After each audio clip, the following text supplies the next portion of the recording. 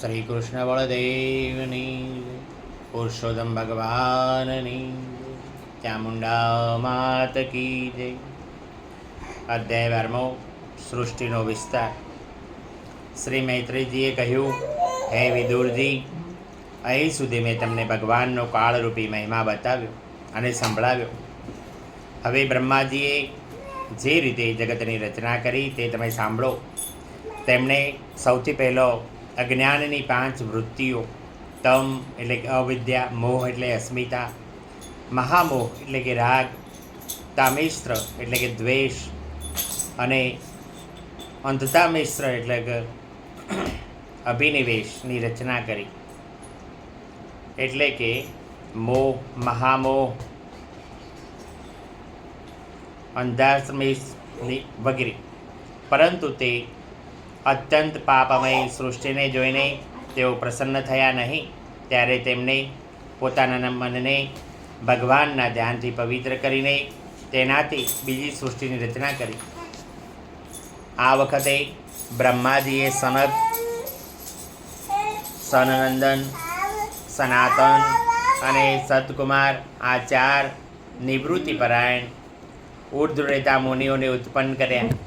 પોતાના આ પુત્રોને બ્રહ્માજીએ, પુત્રો, તમે સૃષ્ટિ ઉત્પન્ન કરો, પરંતુ તેઓ જન્મથી જ મોક્ષ માર્ગ, નિવૃત્ત માર્ગનું અનુસરણ કરનારા અને ભગવાનના ધ્યાનમાં તત્પર હતા. તેથી તેમણે એમ કરવા ઈચ્છા ન દર્શાવી. જ્યારે બ્રહ્માજીએ જોયું કે મારી આજ્ઞા નહીં માનીને મારા પુત્રો મારો તિરસ્કાર કરી રહ્યા છે, ત્યારે તેમણે અસહ્ય ક્રોધ ચડ્યો, જેને રોકવાનો તેમણે પ્રયત્ન કર્યો. પરંતુ બુદ્ધિ વડે તેમના બહુ રોકવા છતાં પણ તે ક્રોધ તત્કાળ પ્રજાપતિના ભવા વચ્ચેથી એક નીલ લોહિત એટલે શ્યામ અને લાલ રંગના બાળ સ્વરૂપે પ્રગટ થઈ ગયો. દેવતાઓના પૂર્વજ તે ભવ એટલે કે રુદ્ર ભગવાન રડી રડીને કહેવા લાગ્યા કે, હે જગત પિતા, વિધાતા, મારું નામ અને રહેવાનું ઠામ સ્થાન બતાવો. ત્યારે કમલયોની ભગવાન બ્રહ્માજીએ તે બાળકની પ્રાર્થના પૂરી કરવા માટે મધુર વાણીમાં કહ્યું કે, રડો નહીં, હું હમણાં જ તમારી ઈચ્છા પૂરી કરું છું. દેવશ્રેષ્ઠ, તમે જન્મતા જ બાળકની જેમ ડોસકા ભરીને રડવા લાગ્યા, તેથી પ્રજા તમને રુદ્ર નામે બોલાવશે. તમારા રહેવા માટે પહેલાંથી જ મેં હૃદય, ઇન્દ્રિયો, પ્રાણ, આકાશ, વાયુ, અગ્નિ, જળ, પૃથ્વી, સૂર્ય, ચંદ્રમા, તપ એટલા સ્થાનો રચી દીધા છે. તમારા નામ મન્યુ, મનુ, મહિનસ, મહાન, શિવ, રુદ્ધધ્વજ, ઉગ્રરેતા, ભવકાલ, વામદેવ અને ધ્રુવ્રત હશે. તથા ધિ, વૃત્તિ, ઉષ્ણા, ઉમા, નિયતુ, સર્પી, ઈલા, અંબિકા, ઈરાવતી, સુધા અને દીક્ષા આ 11 રુદ્રાણીઓ તમારી પત્નીઓ હશે. તમે ઉપરયુક્ત નામો, સ્થાનો અને પત્નીઓ સ્વીકારો અને તેમના વડે ઘણી બધી પ્રજા ઉત્પન્ન કરો, કારણ કે તમે પ્રજાપતિ છો. લોકપિતા બ્રહ્માજી પાસેથી આવી આજ્ઞા મેળવીને નીલ લોહિત ભગવાન બળ, આકાર અને સ્વરૂપમાં પોતાના જેવી જ પ્રજા ઉત્પન્ન કરવા લાગ્યા. રુદ્ર ભગવાન વડે ઉત્પન્ન થયેલા આ રુદ્રોને અસંખ્ય સમૂહો બનાવીને સમસ્ત સંસારનું ભક્ષણ કરતા જોઈ બ્રહ્માજીને ભારે શંકા થઈ. ત્યારે તેમણે રુદ્રને કહ્યું કે, હે દેવોત્તમ, તમારી પ્રજા તો પોતાની ભયંકર દ્રષ્ટિથી મને અને સઘળી દિશાઓને બાળી રહી છે. માટે આવી સૃષ્ટિ ન રચો, બસ કરો, તમારું કલ્યાણ થાઓ. હવે તમે સમસ્ત પ્રાણીઓને સુખ આપવા માટે તપ કરો. પછી તે તપના પ્રભાવે તમારે પહેલોની જેમ આ સંસારની રચના કરવી. મનુષ્ય તપ વડે ઇન્દ્રિયતીત સર્વાંતર્યામી જ્યોતિ સ્વરૂપ શ્રી હરિને સહેલાથી જ પ્રાપ્ત કરી શકે છે.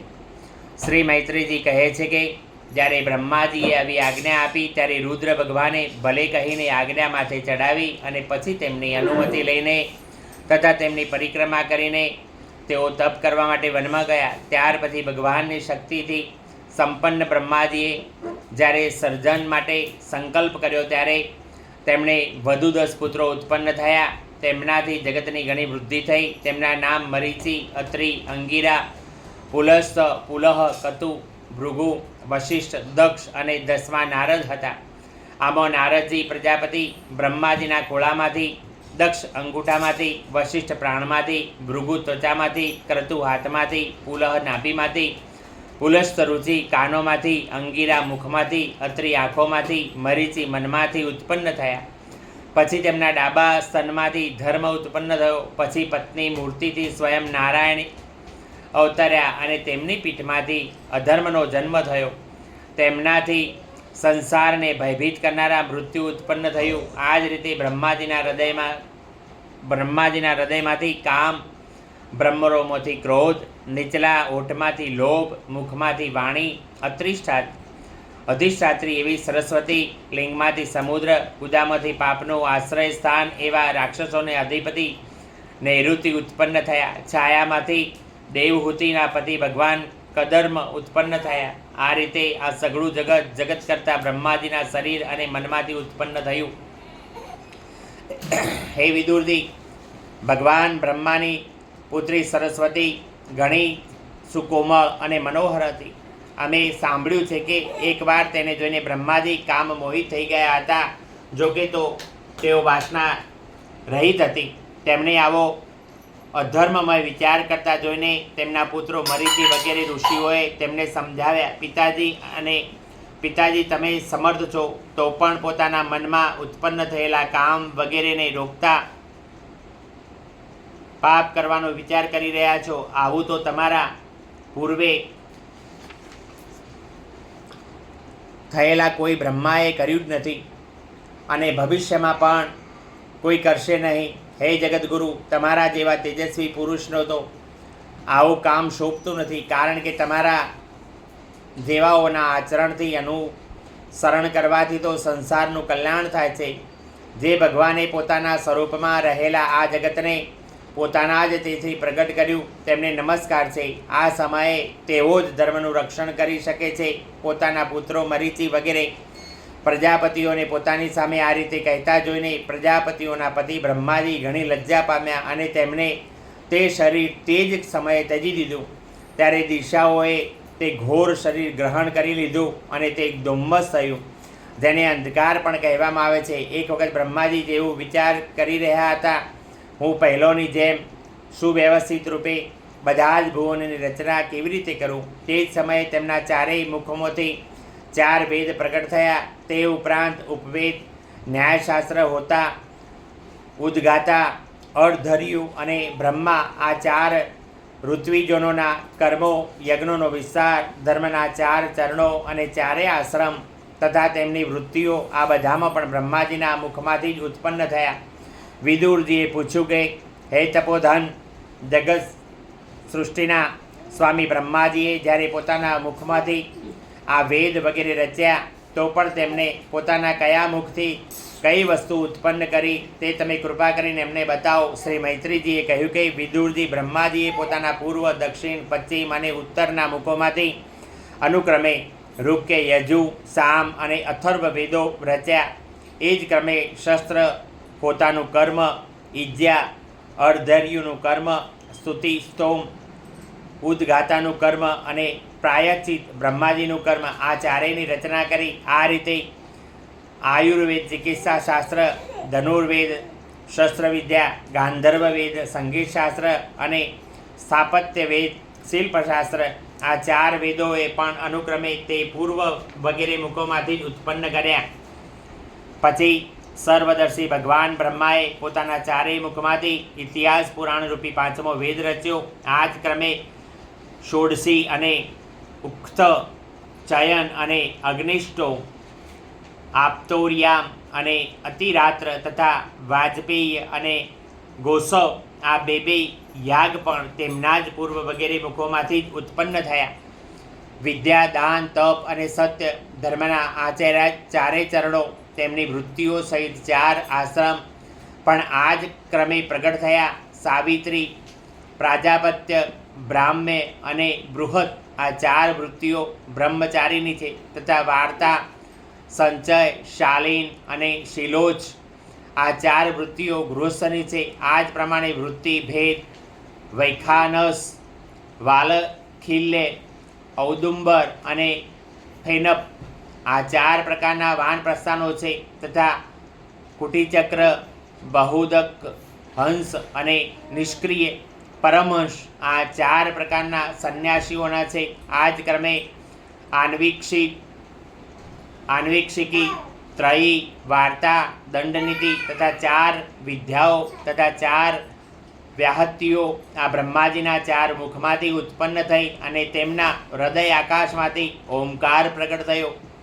તેમના રૂવાટામાંથી ઉશ્રિક, ત્વચામાંથી ગાયત્રી, માંસમાંથી ત્રિષ્ટુપ, સ્નાયુમાંથી અનુષ્ટુપ, અસ્થિઓમાંથી જગતી, મજ્જાઓમાંથી પંક્તિ અને પ્રાણમાંથી બૃહતિ છંદ ઉત્પન્ન થયા. તેવી જ રીતે તેમના જીવ, સ્પર્શ વર્ણો, ક અને વગેરે 5 વર્ણો અને શરીર સ્વવર્ણો, અકાર વગેરે કહેવાયા. તેમની ઇન્દ્રિયોને ઉષ્માક્ષરો શ, શ, સ, હ અને બળને અંતક્ષાક્ષરો ય, ર, લ, વ કહે છે. આ તેમની ક્રીડાની નિષાદ, ઋષભ, ગાંધાર, ષડજ, મધ્યમ, દૈવત અને પંચમ આ 7 સ્વરો નિપજ્યા. હે तात, બ્રહ્માજી શબ્દ બ્રહ્મ સ્વરૂપ જ છે. તેઓ વૈખરી વાણી રૂપે વ્યક્ત અને ઓમકાર રૂપે અવ્યક્ત છે તથા તેમનાથી સર્વત્ર જ પરિપૂર્ણ પરબ્રહ્મ છે અને અનેક પ્રકારની શક્તિઓની વિકસિત થઈને ઇન્દ્ર વગેરે રૂપે ભાસી રહ્યા છે.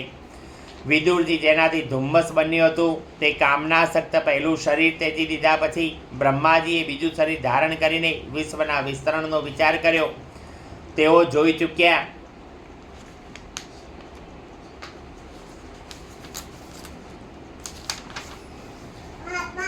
ચૂક્યા હતા કે મરીચી વગેરે મહાશક્તિશાળી ઋષિઓ વડે પણ સૃષ્ટિની વિસ્તરણ વધુ થયું નથી. તેથી તેઓ મનોમન ફરી ચિંતા કરવા લાગ્યા. અહો, મોટું આશ્ચર્ય એ છે કે મારા નિરંતર પ્રયત્ન કરવા છતાં પણ પ્રજાની વૃદ્ધિ થતી જ નથી. લાગે છે કે આમાં દૈવ જ કંઈક વિઘ્ન નાખી રહ્યા છે. જે સમયે યથાયોગ ક્રિયા કરનારા શ્રી બ્રહ્માજી દૈવ વિશે આ પ્રમાણે વિચારી રહ્યા હતા તે જ સમયે એકાએક તેમના શરીરમાંથી 2 ભાગ પડી ગયા. ક બ્રહ્માજીનું નામ તેમનામાંથી વિભાજિત થવાને કારણે શરીરને કાય કહે છે અને તે બંને વિભાગોમાંથી સ્ત્રી પુરુષનું એક યુગલ ઉત્પન્ન થયું. તેમાંથી જે પુરુષ હતો તે સાર્વભૌમ સમ્રાટ સ્વયંભૂ મનુ હતા અને જે સ્ત્રી હતી તેમની મહારાણી શતરૂપા થયા. ત્યાંથી મિથુન ધર્મ સ્ત્રી પુરુષથી પ્રજાની વૃદ્ધિ થવા લાગી. મહારાજ સ્વયંભૂ મનુએ શતરૂપાથી 5 સંતાન ઉત્પન્ન કર્યા. તે સાધુ શ્રેષ્ઠ વિદુરજી, તેમાં પ્રિયવ્રત અને ઉત્તાનપાદ તે 2 પુત્રો હતા તથા આકૃતિ, દેવહૂતિ અને પ્રસૂતિ એ 3 પુત્રીઓ હતી. મનુએ આકૃતિનું લગ્ન રુચિ પ્રજાપતિ સાથે કર્યું. વચેટી પુત્રી દેવહૂતિને કર્મજીને અને પ્રસૂતિ દક્ષ પ્રજાપતિને આપી. આ 3 પુત્રીઓ સંતાનોથી સગળો સંસાર ભરાઈ ગયો. 3જા સ્કંદ અંતર્ગત 12મો અધ્યાય સમાપ્ત. શ્રી કૃષ્ણ બળદેવની જય, પુરુષોત્તમ ભગવાનની જય, ચામુંડા માત કી જય, બ્રહ્માજીની જય. નમઃ પાર્વતી પતે હર હર મહાદેવ હર.